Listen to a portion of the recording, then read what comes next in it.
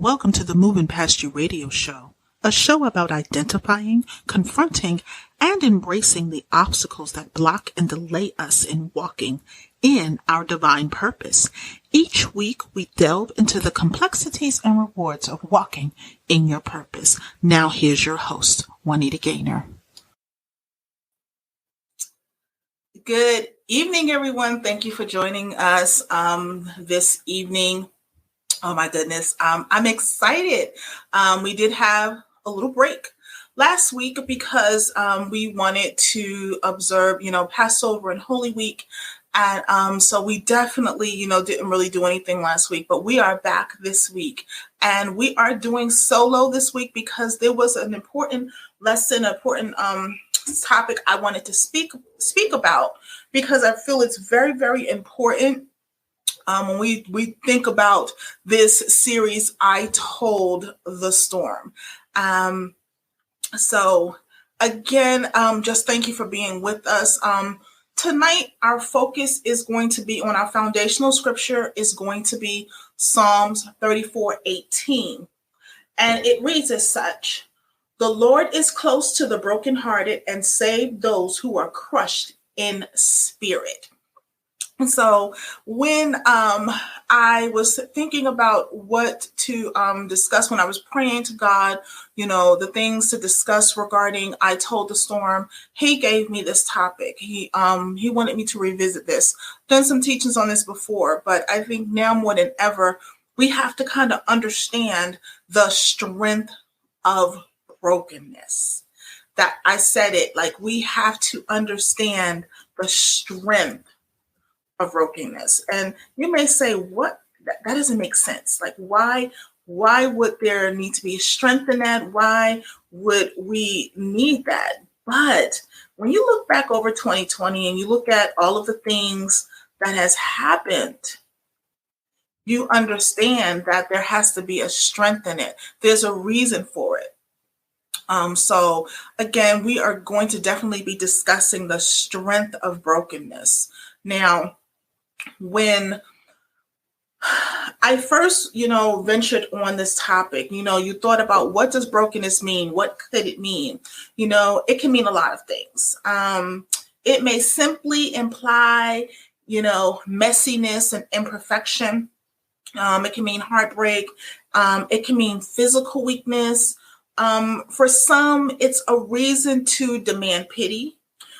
For others, it's a motivation to stay true to themselves and their flawed humanity, and not to attempt to appear to put it all together in this nice, pretty, little neat package.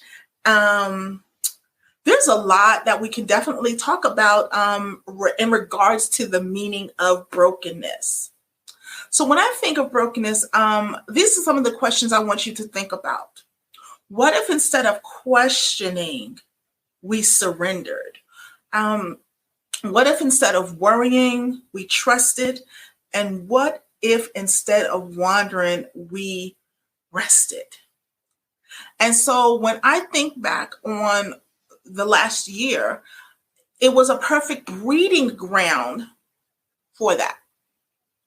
Perfect. Because with everything that was going on, we had to learn how to surrender. We had to learn how to trust, and we had to learn how to rest. There was no and, ifs, or buts about it. We had to learn how to rest. And so when I fully, think about that and things like that, it's just like, well, how do I rest? How do I, do those things or whatever? There's so many things about it. So let's just think about brokenness throughout the Bible. Now, in essence, it's like an oxymoron. Like if you read throughout the Bible, it says brokenness is strength. And you're like, how? You're wondering, how is brokenness strength? How is that? How can it be? In order to use men and women to the fullest extent, in order for God to use us to his fullest extent, he has to break us Because see, we have to have a different kind of strength that's not a part of our origin.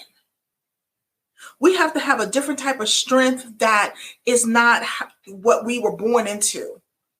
It's a supernatural strength that we have to move forward and walk the way God wants us to walk and move how He wants us to move. So, therefore, the only way we can get that is through being broken. Now, if you think about Paul was broken at the Damascus Road. Peter was broken after Jesus was taken prisoner. Jacob was broken at Peniel. And David was broken after his sin with Bathsheba. And we can go on and on and on. The list is endless. But everyone has to be broken in different ways in order to fulfill what God needs them to be. See, when we think of brokenness, we think of frailty, we think of, less than, we think of, not high quality. We, basically we get like whatever. See, when we are broken, we come to grips with the reality that nothing is our own. It's not of our own strength. When we are broken and we allow God to do what He does, it gives us a new strength and emerges that God uses us mightily. God resists the proud. He don't want anything to do with them. Nothing at all.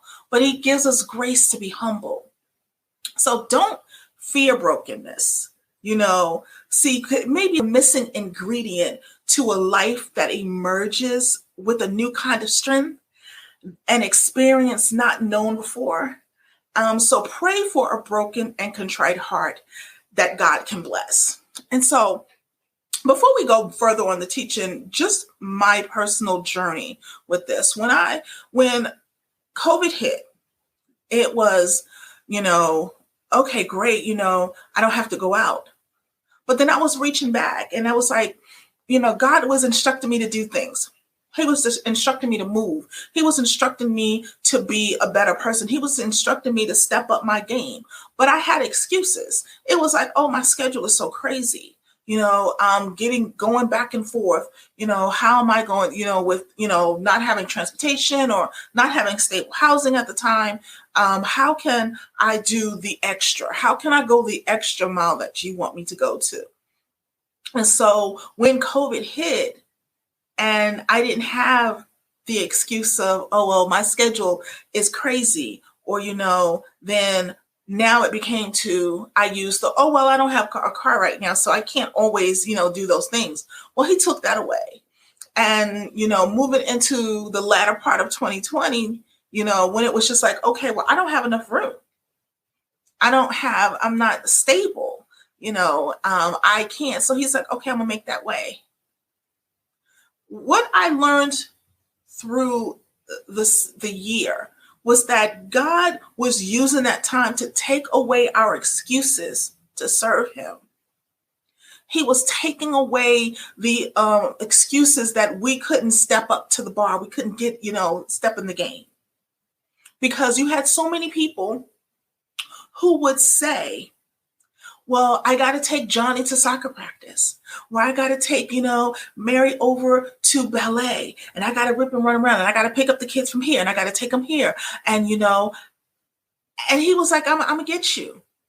Because see, for those people, many were in their quiet time, in their prayer time, was begging for a relationship with their children. They didn't understand why they didn't have the closeness or the connection. And for many people also in that quiet time, they were wondering what happened with their marriages, with their relationships, with their family time. So God was like, I'm going to make this happen. And see, when we think of the pandemic or things like that, it wasn't that He made it happen. He allowed it to, because it needed to happen. Things had to flush out. Things had to be broken in a manner so that when He builds it back up, He can take out all the imperfected pieces.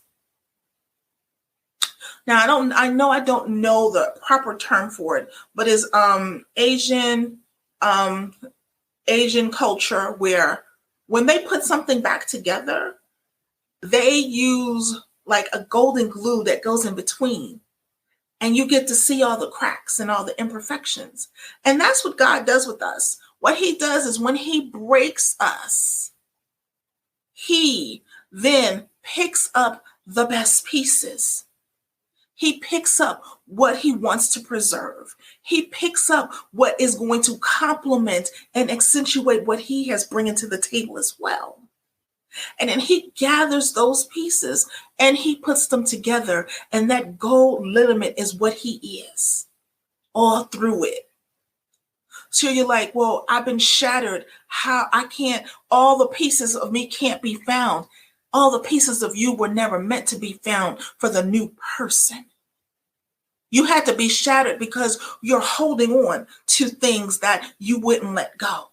So in shattering and in breaking you, you ain't had no choice but to let them go, and that could have been relationships, friendships, family, employment. He shattered that. See, we need to think about what do we do with the brokenness that we see, inside of us. See, when the facade doesn't cover well, the cracks show through. And it reminds everyone around you that you're flawed, that you're imperfect. How do you live through the shattered image with all the beautiful shards mocking you from the ground while you sit naked and bare? Now, trust me, been down that road. It is because you're bare. And it's like you feel like sometimes forsaken. You feel like, why are you putting me out here like this? You think he's really left you when he hasn't.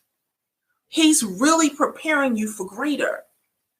See, the brokenness we try so hard to hide from others can look like all sorts of things.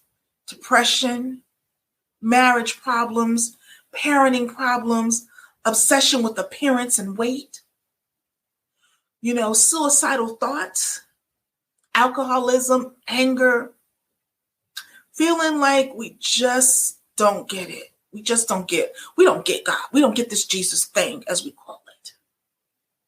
So instead of allowing and surrendering to it, we paint over it, hoping that no one realizes what's going on in us. We try to keep it locked up until we can't anymore, and it comes spilling out in an embarrassing and defeating torrent. Now, see, I would say that, but I like it to be out there because, see, when it happens in that way, sometimes it's helping someone else outside of helping you. It's bringing it to the forelight.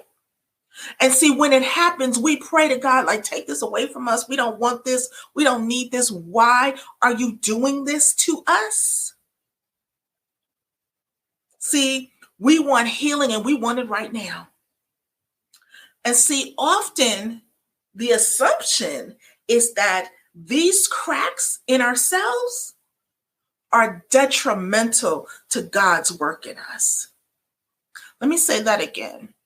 We make the assumption that the cracks and the broken things that are within us, God can't use us because of them. And in order for us to be used by God and to do God's will, we need them gone exact. We need them gone done. It just got to go. We don't need to see it. Not at all. And so we hide it. We hide our brokenness, not realizing the value it has for others. I'm going to say that again. We hide our brokenness because we don't realize the value it has for others, because we're so afraid of being rejected. We think we have to have this facade on to being this strong Christian that has never gone through anything, that is perfect, that we've been delivered and nothing ever goes wrong. And see, what's interesting is that I never found that anywhere in the Bible. I don't know anywhere in the Bible where a Christian as strong as his own willpower or determination will be good. It talks about our weakness and that if Jesus allowed to be strong,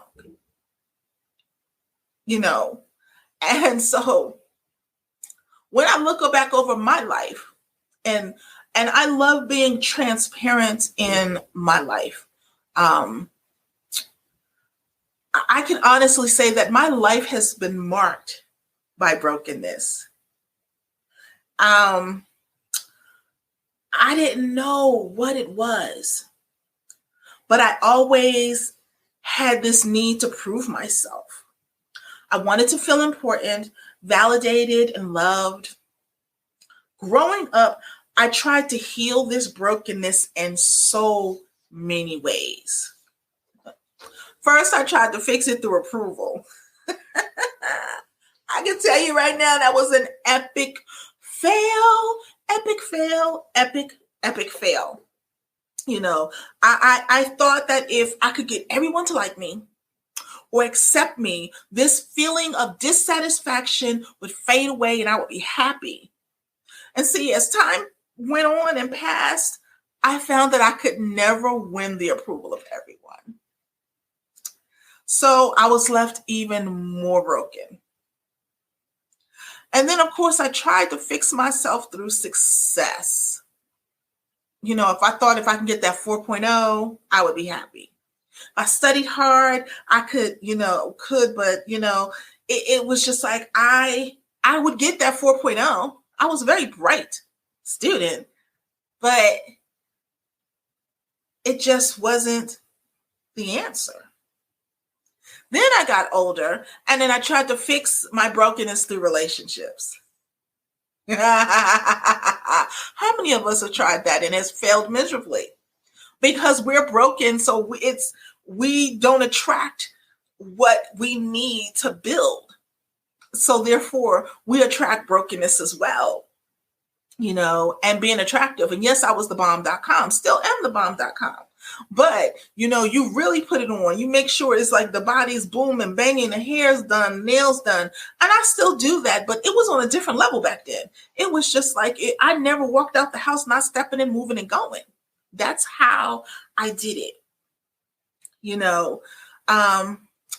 I tried the drinking, being in the streets, doing reckless stuff. I mean, I tried having the most fun I could possibly have. I tried going out every night and numbing the brokenness. Eventually it would go away, right? Wrong. See, I was seeking healing through avenues that left me more broken than I ever had been. See, the most pivotal point in my life happened in April of 2012. Mind you, this was 8 years before the pandemic. I was just done. My brokenness had reached a culmination where I literally asked God, why do you love me? I could not, for the life of me, understand why anyone would love me. Couldn't understand it. Could not understand it. And I didn't understand how God could love me because I hated me. I hated everything about myself. So that was my question to him in April of 2012. Why do you love me? What makes me so special? Because I don't see anything worthwhile. And at that point, I had hit a rock bottom that I could not even imagine. And I'm thinking that it's all over, even though, been gifted in ministry, gifted in ministering in song, gifted with businesses.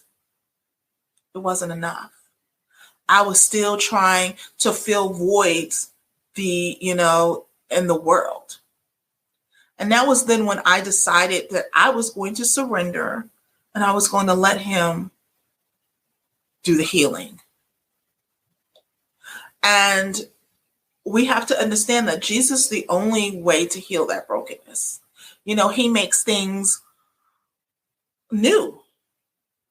And when I decided to allow him to do that, I was a new creation. I was free from the sin that dictated my life. And mind you, I had given my life to Christ a long time ago. I had really, whatever I did. However, I was at a point in my life where I was allowing things to dictate me, even though I, said I was saved and I believed and whatever. I had not fully given him or turned over my life for him to fully do what he needed to do. I didn't fully surrender to the call. I didn't fully surrender to the purpose. So I continued to just backpedal. And so when I decided that time that I was surrendering, he chose me. I had to accept that Jesus chose me. He chose me. He chose me. I'm going to say that again. He chose me. And I think that's a lot. We don't understand. Sometimes we think about it and we're like, oh, okay. But he chose me. He rescued me. And he is still transforming me every day back to the original design he intended for me. Now, don't get me wrong. I still mess up. And I mean, sometimes I mess up bad. I still struggle with identity issues and sadness and feeling inadequate. But now, these all point to the cross. See, my struggles just make me realize, our God is so great and how we desperately need him. See, the most beautiful thing is that in our weakness, God's strength is displayed perfectly. We are not called to perfection. And I need to say that again, because I feel so many people walk away from their call or walk away from what God has them to be because they feel they're supposed to be perfect, or people make them believe that they're supposed to be perfect. And that is not the case. That is not the case at all. We are not supposed to be perfect. We are called. We are supposed to glorify God. We are not here for perfection. And so let's talk about 5 reasons, and we won't long, why being broken is okay. And again, I know many of you who are listening now, who is watching or who will listen and on the replay, you're like, how is this beneficial? How is this beneficial? And I get it because I used to say the same thing. I was like, there's no way this is beneficial. Like, you got to be kidding me. Like, there's no reason that there's a benefit of being broken. Before I was broken, I didn't understand it before, but I understand it now. So I'm going to walk with you and help you understand that. See, I'm here to tell you, you don't have to run away like I did. Trust me, I ran in the beginning. Oh, I ran. Bye-bye. I was not trying to have it. I was not trying to do those things or be accountable. I was done. I was like, I'm not doing this. Like, I'm going to keep ditching and dodging, and I'm going to put the mask on, or I'm going to try to see if I can run over here. You don't have to run away. See, being broken makes us human. We're human. It's an opportunity for God to come into our lives fully,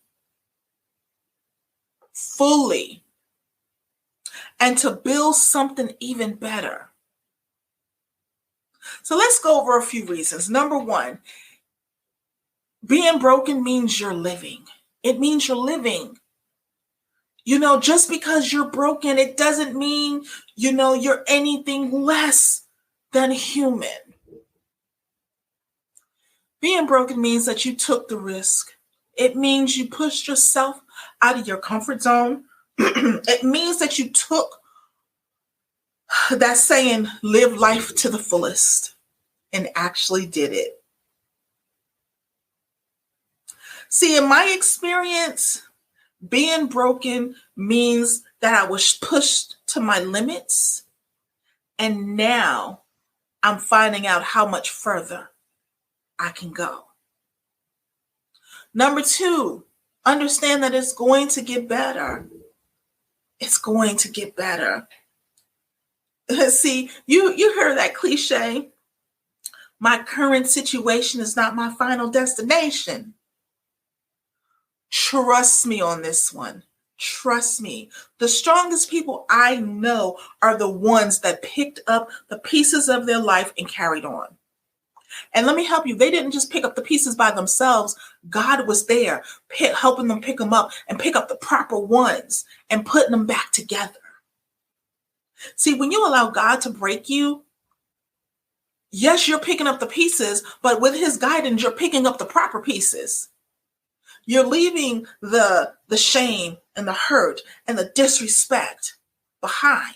And you're picking up his glory, his strength, his love, his purpose, his ideals, his kingdom. That's what you're picking up.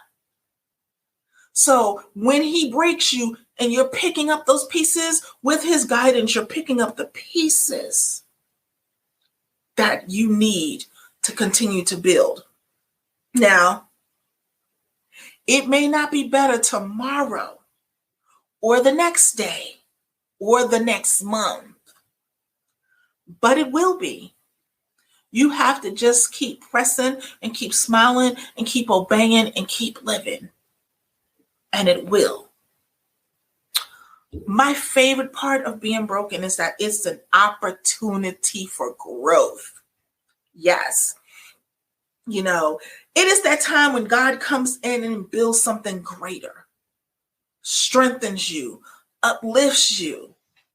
During this time, you're going to learn a lot about you.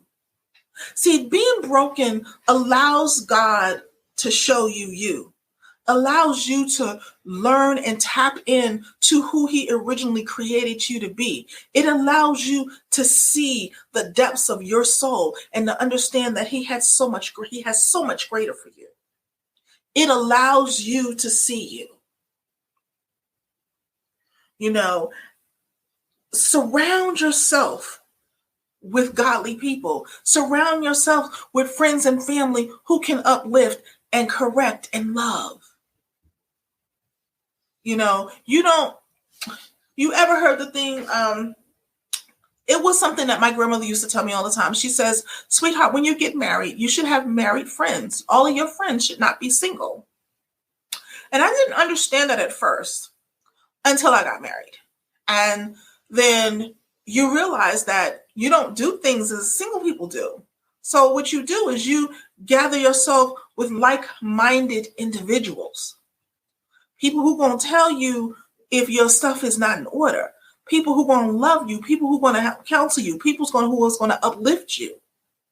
So if you have been removed from a situation that has been abusive or hurtful or, someone has taken advantage, we don't surround ourselves with those same people.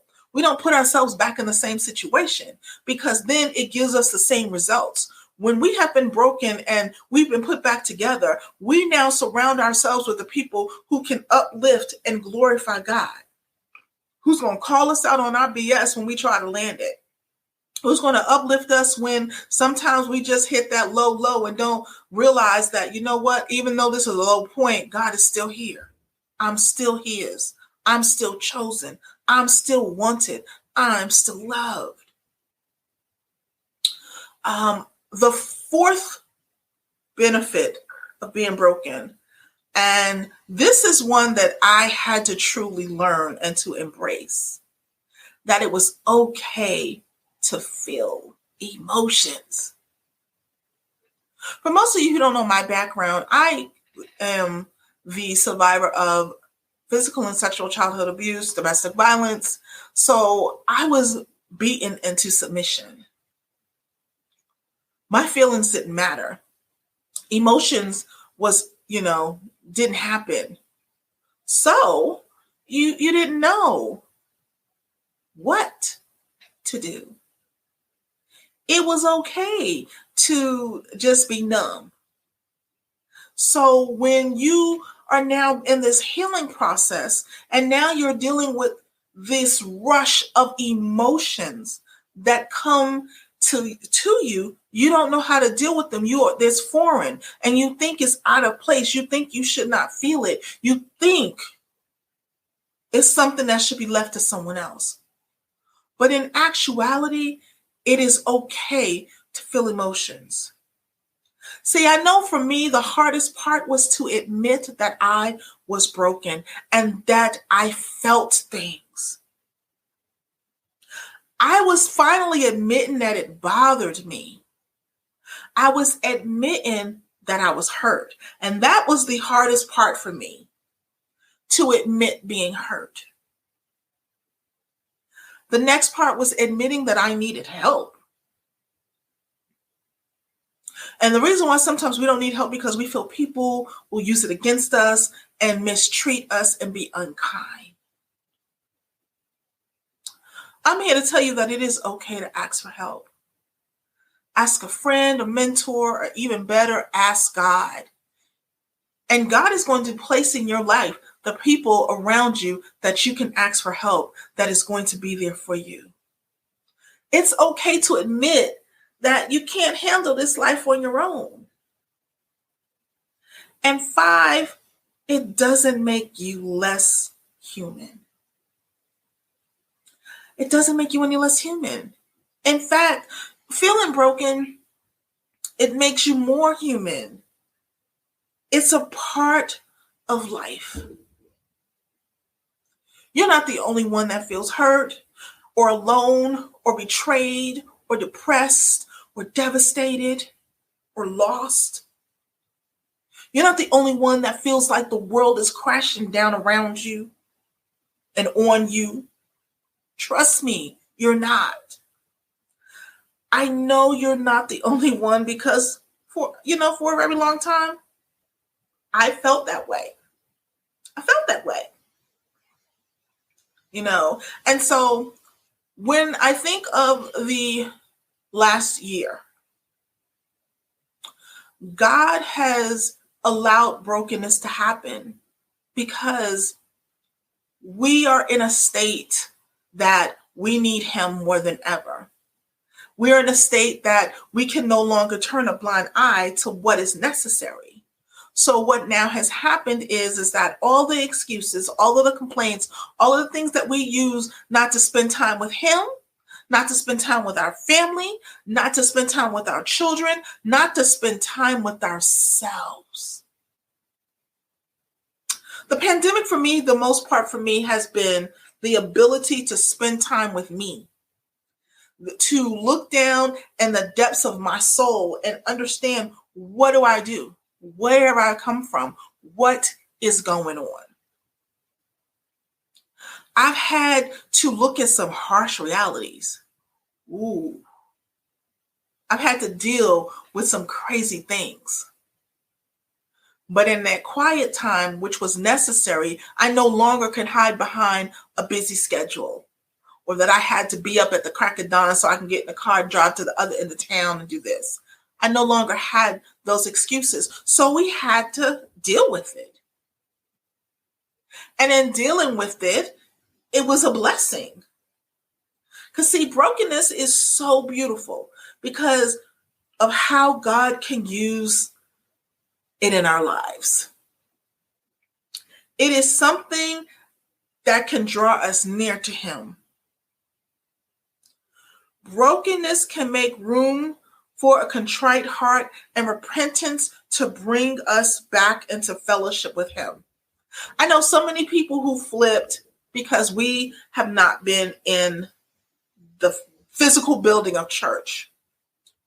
And what I realized is that my altar is here in my home, in my studio, wherever. It's here. I should be having that relationship with Him here, not someplace else. Here. So that when I go out into the world, when I go out into the to minister, when I go to church, I've already had Him with me. I'm not waiting to get to the building to have that, one-on-one time with Him. I am doing it myself. When we allow Him to do what He needs to do, it is lovely in and of itself.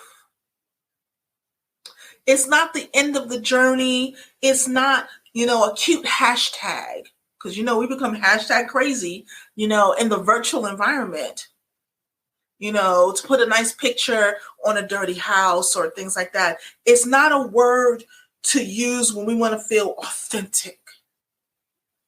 Standing alone is messy and sad. No, we want to think about the beauty and spiritual brokenness is found in where it brings us. See, true brokenness is a tool in which God brings His wandering sheep back to His loving arms.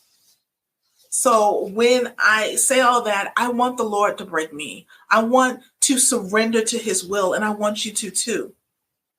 You may be saying, you know what, this is just too much for me. Like I have all of these things, and I suffer from depression, so it can't help. Let me tell you, I am diagnosed. I suffer from depression, post-traumatic stress disorder, generalized anxiety, you name it. But in allowing Him to break me, I have my moments still. But instead of, saying or feeling bad that I have those moments, or instead of trying to hide them, or instead of trying to continue to put a mask on, I can openly say now, you know what, Lord, I'm not feeling my best. Or I can call a friend and be like, this is what I'm feeling like today. Or I can call my therapist. I know that's a big no-no in some Christian societies, but I have a lovely therapist that I love. And, God has put that person in my life to be the balancer of emotions, just like my primary care doctor, just like my pulmonary specialist, all of those things. My therapist is a part of that job and that process, along with my pastor, and everyone comes together to build a spiritually, physically, mentally sound individual.